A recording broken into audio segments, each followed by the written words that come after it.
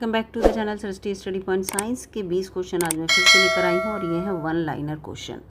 बड़े important question होते हैं। डेली शाम को साइंस के 20 क्वेश्चन की वीडियो अपलोड होती है, आप चैनल पर जाकर देख सकते हैं।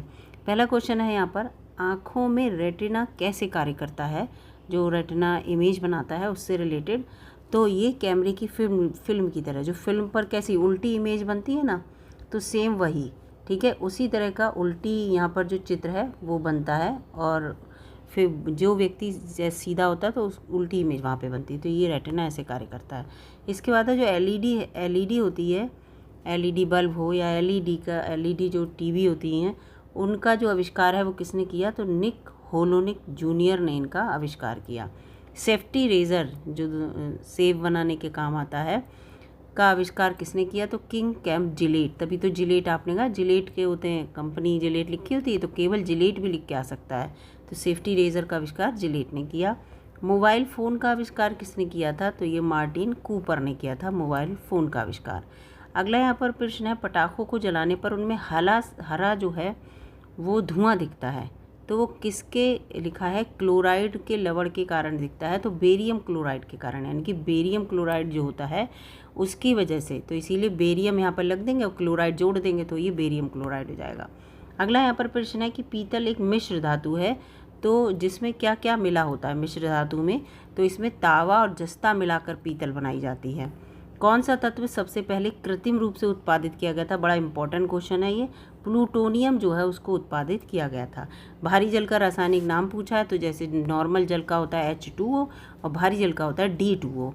लिखा है सूर्य की किरण में कितने रंग होते हैं, तो भाई 7 रंग होते हैं। इंद्रधनुष में 7 रंग है, कोई भी किरण है उसमें 7 रंग आपको होते हैं उसके अंदर छिपे हुए। जब हम उसको देखते हैं तो वो उसमें 7 रंग देते हैं। जैसे प्रिज्म होता है, पहले जब प्रैक्टिकल वगैरह करते थे प्रिज्म में यहाँ से रोशनी पड़ती थी, इधर की तरफ 7 रंग यहाँ पर दिखते थे, बिल्कुल इंद्रधनुष जैसा। तो इसमें 7 रंग होते हैं। भारी जल का अर्थ क्या होता है, भारी जल D2O की मात्रा, इसमें इसका मतलब है कि वो अधिक घनत्व वाला पानी होता है, इसीलिए उसे भारी जल कहते हैं। लोहा सबसे ज़्यादा जंग कहाँ पे खाता है, अगर उसे समुद्री जल में रख दिया जाए तो लोहा सबसे पहले जंग खाता है, क्योंकि इसमें क्या होता है, लवण होता है, लवणीय, ज़्यादा लवणीय जल होता है, नमक, इसीलिए। के संग में कार्बोहाइड्रेट जो है वो हमारे ग्लाइकोजन के रूप में संग्रहित रहता है, तो लिवर में, यानी कि हमारे यकृत में, क्योंकि हम लोग जो खाते हैं कार्बोहाइड्रेट, जैसे ग्लूकोज, ठीक है, ग्लूकोज में वो कन्वर्ट होता है, और ग्लूकोज हमारी पूरी बॉडी में अगर घूमेगा तो शुगर बहुत ज़्यादा हो जाएगी, और जिससे कि क्या कंडीशन हो जाती है, जो शुगर की बीमारी होती है वो हो जाती है लोगों को, डायबिटीज़ जिसे कहते हैं। तो ये ग्लूकोज जो है वो ग्लाइकोजन में चेंज हो जाता है और लिवर में इकट्ठा रहता है। जब हमें कभी बॉडी को एनर्जी की ज़रूरत होती है, हम जैसे व्रत वगैरह रहते हैं, ग्लूकोज नहीं लेते हैं, तो यही ग्लाइकोजन फिर ग्लूकोज में बदलता है और हमें एनर्जी देता है। अगला है, वायुमंडल में कौन सी रासायनिक गैस निष्क्रिय रूप से होती है, तो आर्गन जो है, आपने अगर वायुमंडलीय गैस का पूरा वो पढ़ा होगा, ऑक्सीजन कितने %, नाइट्रोजन कितने %, कार्बन डाइऑक्साइड, तो उसमें ऑर्गन बड़ा कार्बन डाइऑक्साइड से भी ज़्यादा ऑर्गन है, यानी कि 0.95 जो है % वो है ऑर्गन होती है। इसके बाद यहाँ पर आ गया, सूर्य से चंद्रमा तक ऊष्मा ऊर्जा के रूप में कैसे स्थानांतरित होती है, तो वो केवल विकिरण के द्वारा ही हो सकती है, और कोई तरीका नहीं है, कोई और चीज़ अट्रैक्शन की नहीं है, विकिरण के द्वारा सूर्य से चंद्रमा तक ऊर्जा स्थानांतरित होती है। सभी कार्बनिक यौगिक में आवश्यक तत्व कौन सा, जब कार्बनिक लगा है तो कार्बन इसका आवश्यक तत्व होगा। भैंस के दूध में औसत वसा की मात्रा कितनी होती है, तो 7% वसा होती है उसमें। इंपॉर्टेंट क्वेश्चन आ चुका है ये। हमारे शरीर में ये देखो है, किससे ऊर्जा मिलती है, कार्बोहाइड्रेट से। अगर हम भोजन खा रहे हैं तब, व्रत है तो हम कार्बोहाइड्रेट नहीं ले रहे हैं, तो जो ग्लाइकोजन है जो कि हमारे किस में, लिवर में इकट्ठा है, वही ग्लाइकोजन ग्लूकोज के रूप में बदल जाता है, और वो ग्लूकोज जो है उससे हमें एनर्जी मिलती है, ठीक है। यहाँ पर है ORT, ओरल रिहाइड्रेशन थेरेपी जो है, ये किस बीमारी में, तो ओरल रिहाइड्रेशन का मतलब क्या हुआ, डिहाइड्रेशन हो रहा है हमें, तभी तो रिहाइड्रेशन की ज़रूरत पड़ रही है। डिहाइड्रेशन का मतलब पानी की कमी हो रही है हमारे शरीर में, और पानी की कमी कब होती है, जब हमें उल्टी दस्त वगैरह होते हैं, दस्त वगैरह, तो दस्त के इलाज में ORT, ओरल रिहाइड्रेशन का मतलब ओरली कहा जाता है कि आप लिक्विड पियो, पानी पियो, ORS का घोल पियो, ज़्यादा से ज़्यादा पानी जो है माउथ के द्वारा ड्रिपी हो तो वो इस दस्ती या उल्टी होती हैं, तो इसका ट्रीटमेंट किया जाता है।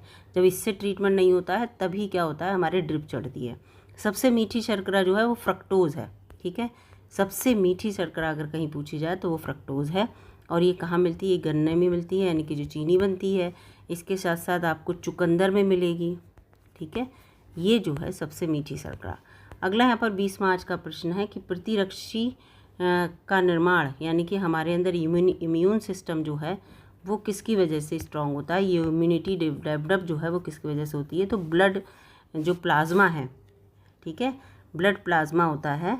उस ब्लड प्लाज्मा का मतलब क्या हुआ, ब्लड प्लाज्मा का मतलब ये हुआ कि हमारा जो ब्लड है उसमें से हमने क्या करा, जो हमारी आरबीसी हैं, आरबीसी होती हैं, डब्ल्यूबीसी होती हैं, है ना, ब्लड सेल्स जितनी भी, और प्लेटलेट्स, ये सब हटा दी जाती हैं तो ब्लड प्लाज्मा बचता है। उसी वो प्लाज्मा होता है, वही प्लाज्मा जो है इम्यून सिस्टम स्ट्रॉन्ग करता है। और इस प्लाज्मा में जो है 90% वो 70 to 80% तो पानी होता है, उसके अलावा इसमें और तत्व होते हैं। तो ये प्लाज्मा आपने देखा होगा, जब किसी इम्यून सिस्टम जब डेंगू वगैरह होता है तो डॉक्टर कहता है प्लाज्मा चढ़ेगा, तो यानी कि उन्हें सेल्स की ज़रूरत नहीं है, ब्लड सेल्स की ज़रूरत नहीं है, उसे इम्यून सिस्टम स्ट्रॉन्ग करना है बीमारी से लड़ने के लिए, इसलिए उसके प्लाज्मा चढ़ाया जाता है। तो ये चीज़ यहाँ पर इस तरह के क्वेश्चन, तो ये पूरे यहाँ पर मैं आपको 20 क्वेश्चन लेके आई थी। अगर ये 20 क्वेश्चन आपको अच्छे लगे दोस्तों तो लाइक कीजिएगा, और चैनल पर नए हो तो सब्सक्राइब कर लीजिएगा। छोटी छोटी वीडियो होती हैं लेकिन बहुत इंपॉर्टेंट होती हैं, बहुत इंपॉर्टेंट क्वेश्चन होते हैं इसमें साइंस के। अगर आप सारी वीडियो देख लेंगे तो डेफिनेटली आपके आने वाले एग्ज़ाम में कोई ना ज़रूर क्वेश्चन साइंस के इसमें से मिलेंगे। मिलूंगी अगली वीडियो में, तब तक के लिए धन्यवाद, नमस्कार।